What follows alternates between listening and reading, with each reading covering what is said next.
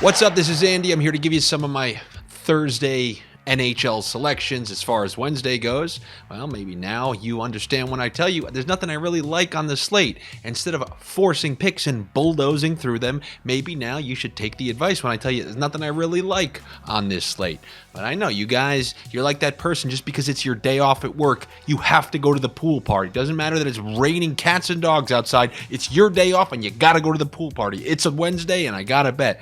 Well, there wasn't much on that slate to choose from, and a couple of those games didn't go the way that I exactly thought that they would. I mean, we slivered a little here, slivered a little there, but regardless, it was a weak Wednesday. We got the big slate on Thursday.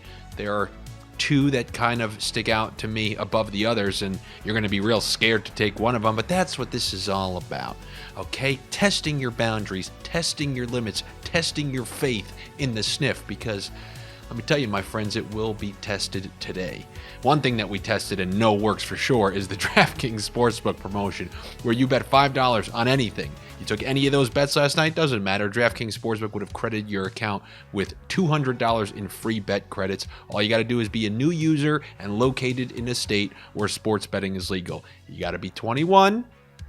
And you can't have a problem, because you won't have time to do anything if you have a problem, because you're going to be calling 1-800-GAMBLER like I've been telling you. You got a problem, you call 1-800-GAMBLER. You don't have a problem, you stick around for these Thursday picks. The first one I'm going to start with, probably my favorite pick, if not tied for my favorite pick, is the Tampa Bay Lightning at home against the President's Trophy favorites, Boston Bruins. Look, we are entering the final third of this season.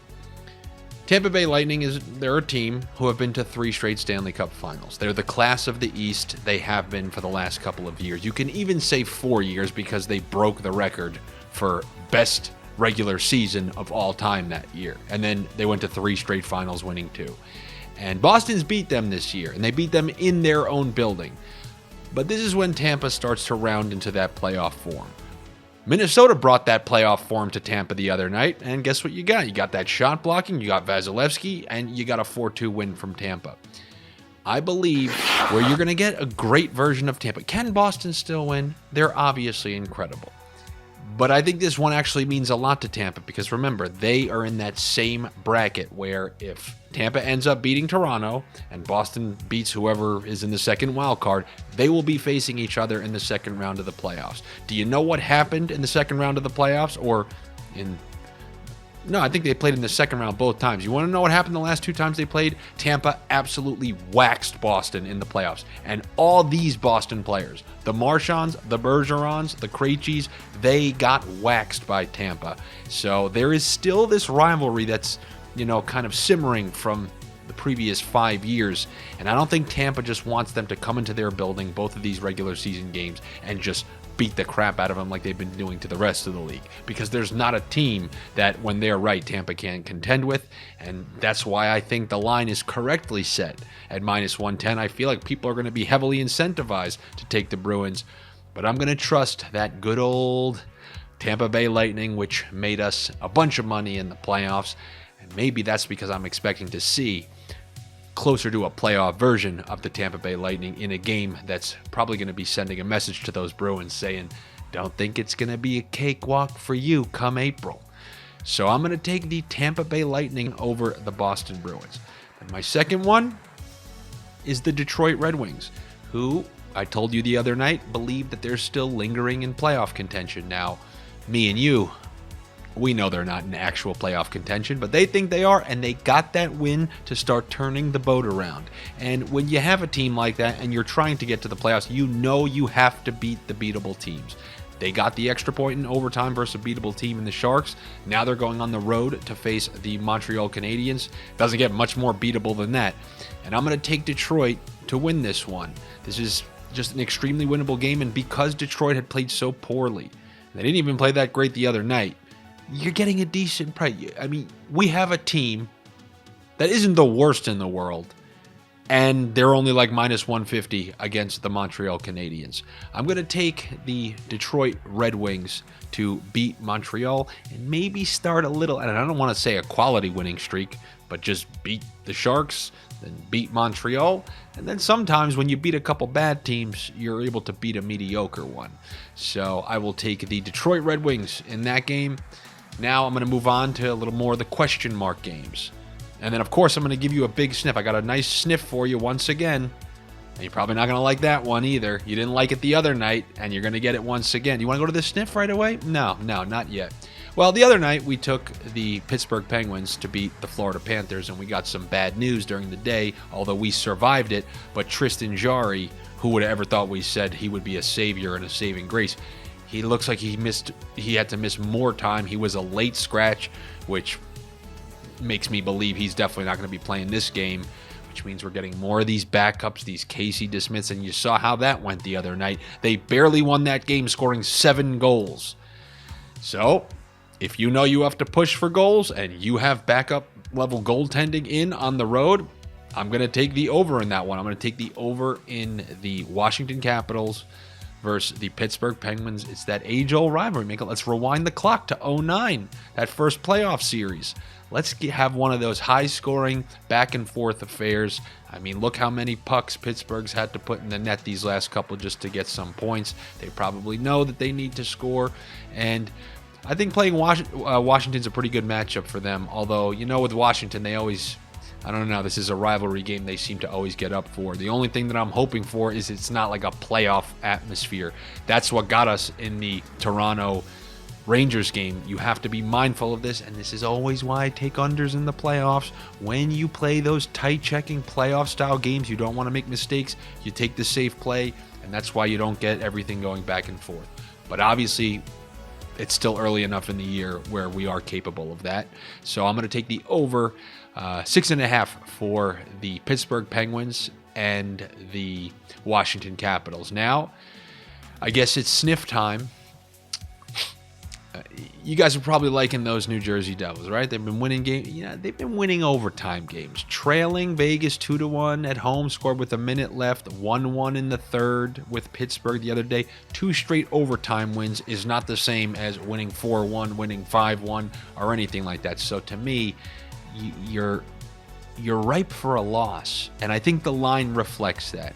I think a casual is going to see this line and say, "Oh, come on, the Devils versus the Nashville Predators, the way the Devils are playing with that goal differential." Well, how are the Devils playing? They're playing okay. They're playing better. But I think they're still susceptible to lose. And I'm actually going to take the Nashville Predators once again. I know you guys loved some Winnipeg the other night, and we sniffed out Nashville. Now, just like with Detroit, once you get that win, you can start to piggyback off of wins. It feels like the breaks start to go your way. You breathe a little easier. You make the correct plays. You got to win against a good team.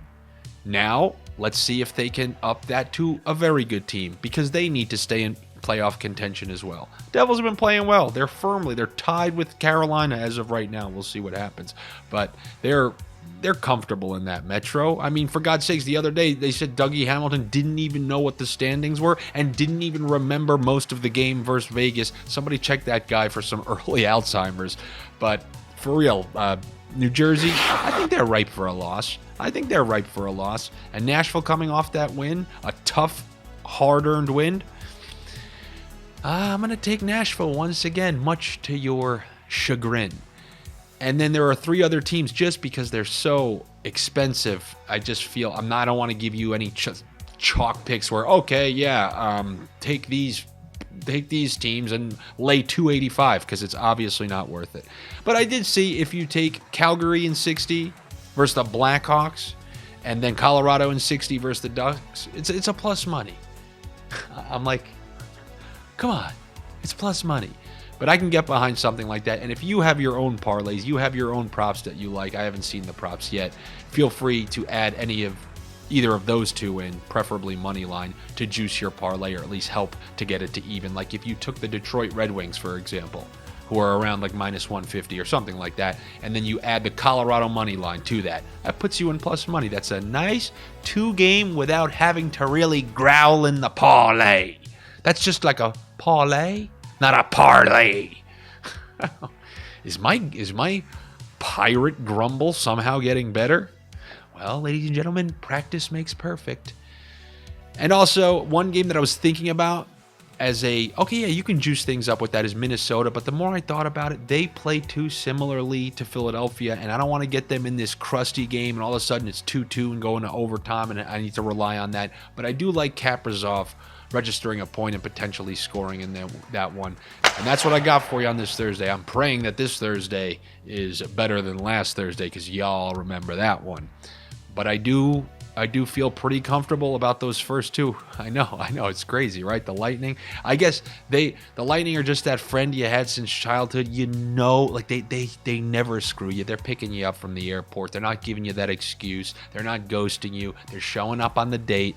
They do what they're supposed to do. And this is a spot I think they're going to play really hard in this one. They choose their nos bursts wisely.